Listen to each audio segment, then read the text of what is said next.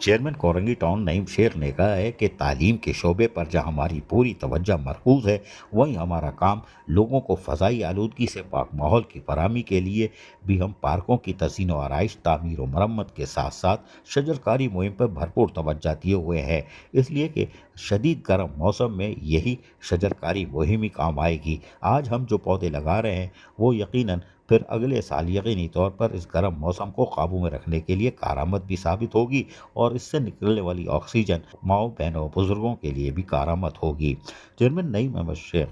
Korangi town उनकी हिदायत पर शजरकारी मुहिम के लिए कोरंगी टाउन की नर्सरी में सायेदार पौधों को तैयार किया जा रहा है। जी हाँ, डायरेक्टर मोइन चंद और उसके साथ साथ दीगर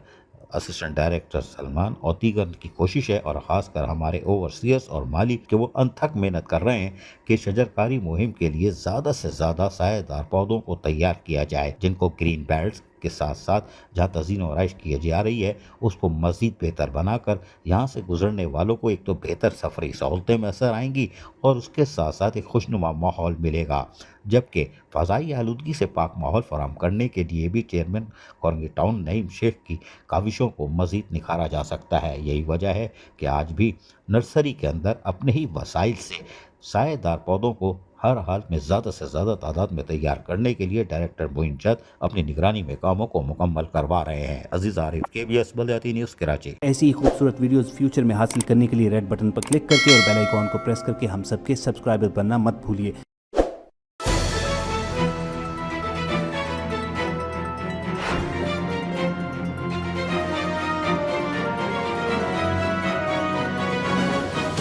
KBS